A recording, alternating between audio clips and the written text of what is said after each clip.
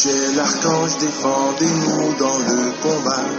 Secouvrez-nous contre les méchancetés du démon. Que Dieu lui fasse sentir son empire, ainsi nous prions. Saint-Michel, prince de l'âme. Ave Maria, frères et sœurs bien-aimés, très heureux de vous retrouver en ce moment pour notre méditation quotidienne. En ce 6e jour du mois de septembre, le mois consacré aux anges et aux archanges, aujourd'hui, nous parlerons des anges et des archanges dans la vie de l'Église. Que l'Esprit Saint nous soit accordé, afin que nous découvrions qui sont les anges et qui sont les archanges dans nos vies et dans la vie de l'Église.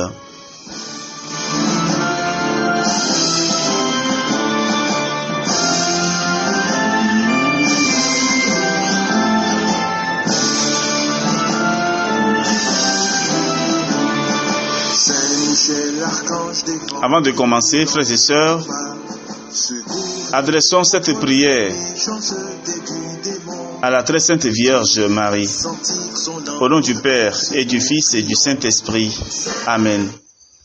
Auguste Reine des cieux, souveraine maîtresse des anges, vous qui avez reçu de Dieu le pouvoir et la mission d'écraser la tête de Satan, nous vous le demandons humblement.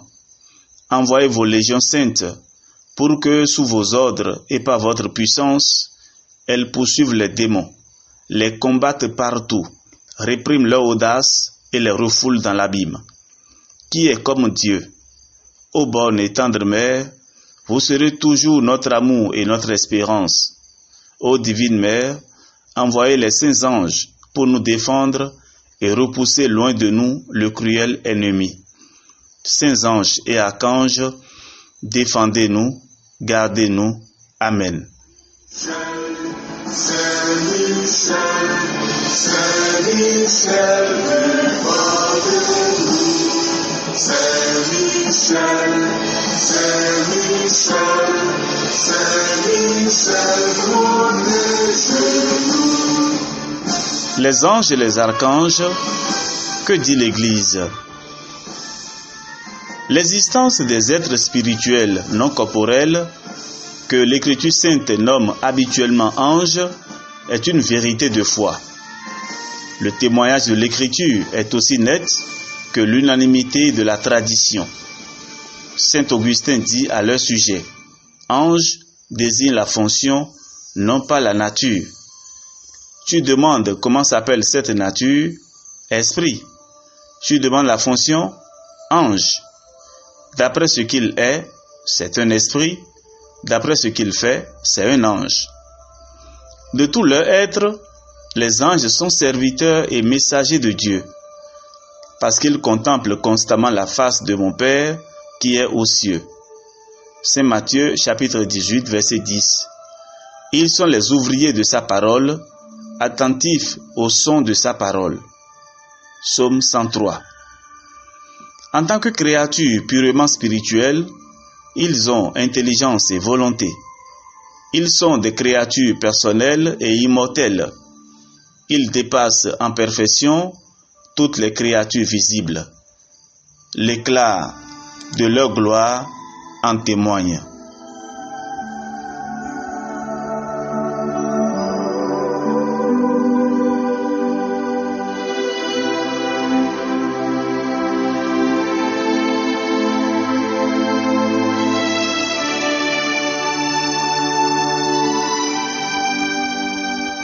D'ici là, toute la vie de l'Église bénéficie de l'aide mystérieuse et puissante des anges.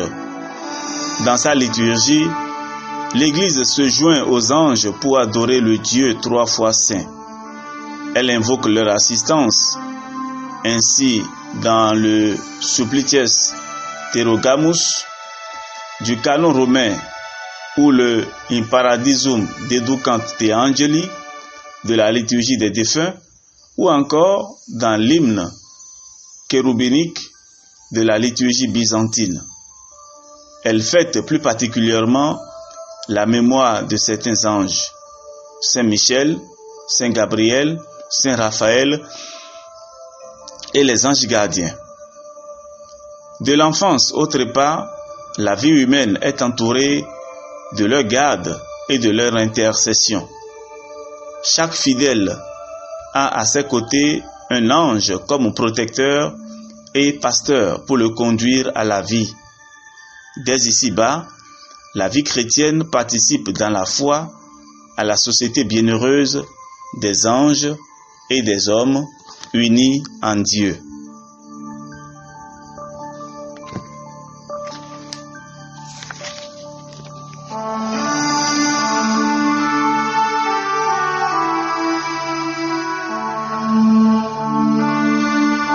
Qui sont les archanges? Tiré du grec arché, commandement, et angelos, messager, dont nous avons fait ange, ce terme signifie chef parmi les anges. On les fête le 29 septembre. Il n'est fait mention dans les livres canoniques de la Sainte Écriture que des seuls Raphaël, dans le livre de Tobie, Gabriel, dans le livre de Daniel, chapitre 8, verset 1 à 26, et chapitre 9, 21 à 27, dans le livre du prophète Jérémie, chapitre 25, verset 12, et 29, verset 10, dans l'évangile selon Saint Luc, chapitre 1er, verset 11 à 38, et Michaël, dans le livre de Daniel, chapitre 10, verset 13, chapitre 12, verset 1 à 3, dans la lettre de Saint Jude, chapitre 9, et l'Apocalypse 12, 7 à 9. La tradition judéo-chrétienne place ces trois archanges parmi les 7 anges qui se tiennent devant Dieu. Apocalypse 8, verset 2, comme le déclare d'ailleurs Raphaël lui-même au livre de Tobie. Je suis Raphaël, l'un des 7 anges qui se tiennent toujours prêts à pénétrer auprès de la gloire du Seigneur. Tobie 12, verset 15.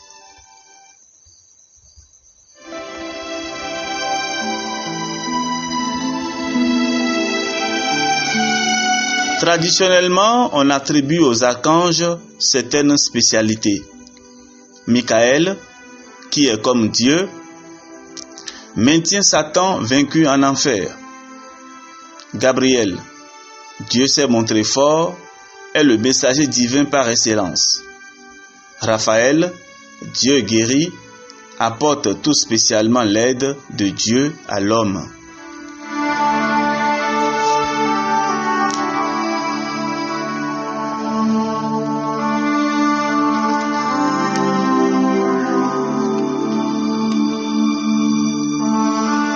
À propos des noms des archanges, seuls 3 d'entre eux ont révélé leur nom, Michel, Gabriel et Raphaël. Il faut se mettre en garde contre ceux qui prennent la liberté d'en désigner d'autres avec précision. L'abbé Laval précise dans son ouvrage « Le monde invisible » ou « Traité dogmatique et ascétique des anges » paru à Bruxelles en 1909, nous citons: on a essayé de donner des noms aux 4 autres archanges. Le sens de ces noms: Barakiel, qui signifie bénédiction de Dieu; Jéhudiel, louange de Dieu; Uriel, feu de Dieu; Séalciel, prière de Dieu, est irréprochable. Cependant, ils ont été réprouvés au Concile de Rome en 745 parce qu'étant d'une valeur toute conjecturale, ils ne peuvent être assimilés aux 3 noms donnés par le texte sacré.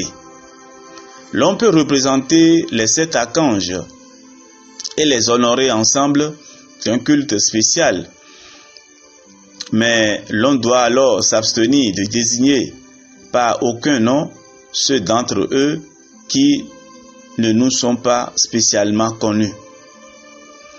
Alors plus tard, en 789, le concile d'Aix-la-Chapelle confirmera la décision du concile de Rome en interdisant de fabriquer des noms d'anges en dehors de Michel, Gabriel et Raphaël. Beaucoup plus récemment, en 2001, le Directoire sur la piété populaire et la liturgie a rappelé de façon semblable. Il faut aussi réprouver l'usage de donner aux anges des noms particuliers que la Sainte Écriture ignore, hormis ceux de Michel, Gabriel et Raphaël.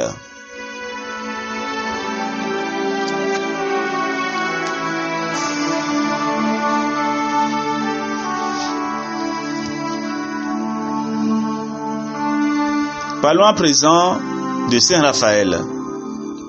Ce nom qui signifie Dieu a guéri est celui dans le texte grec d'un des ancêtres de Tobie. Mais il désigne surtout un ange, un des 7 qui se tiennent et entrent devant la gloire du Seigneur, l'un des archanges de la tradition judéo-chrétienne.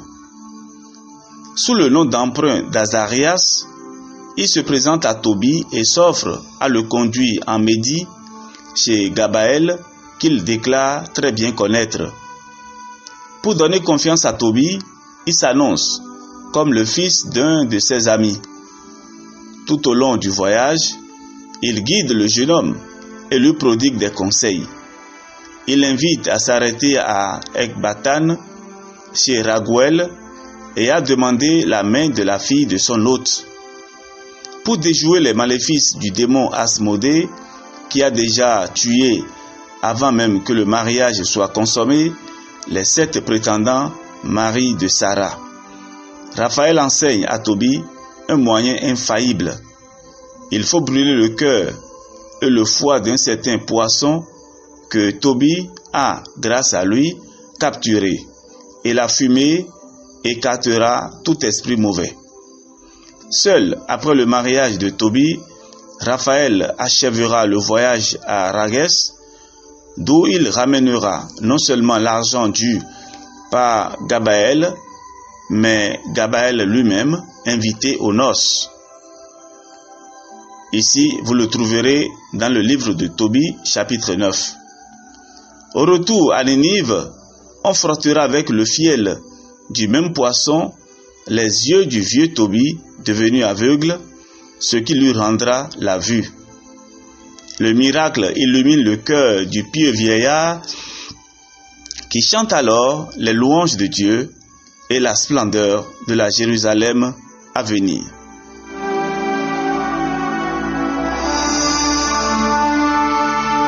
Et Raphaël remonte vers celui qui l'a envoyé. Le nom de cet ange n'apparaît pas ailleurs dans la Bible, mais on le trouve dans l'apocryphe livre d'Enoch.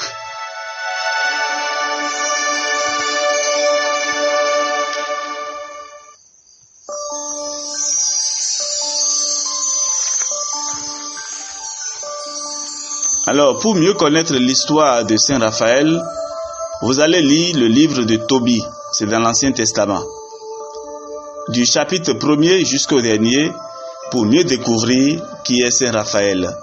Et là, vous pourrez l'implorer, vous pourrez l'invoquer et bénéficier de son secours.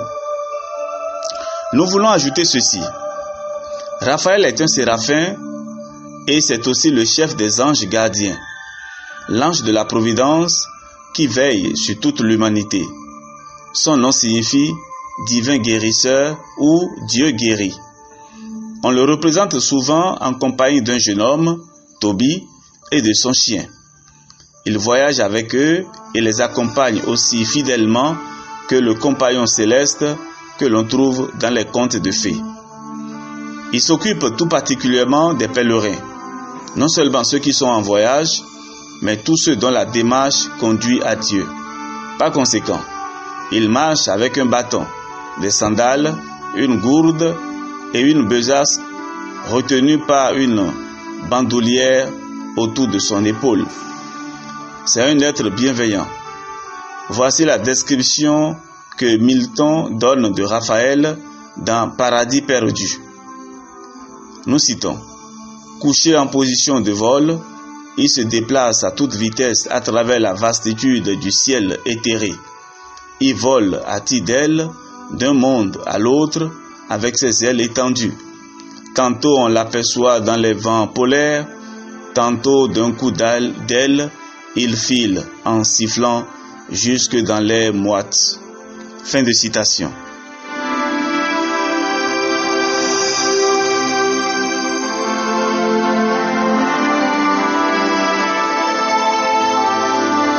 Ainsi s'achève notre méditation de ce jour. Demain, nous parlerons encore de Saint Raphaël. Que le Seigneur vous bénisse et vous protège et qu'il nous donne la force et le courage de le suivre toujours et que les saints anges veillent sur nous. Au nom du Père et du Fils et du Saint-Esprit. Amen.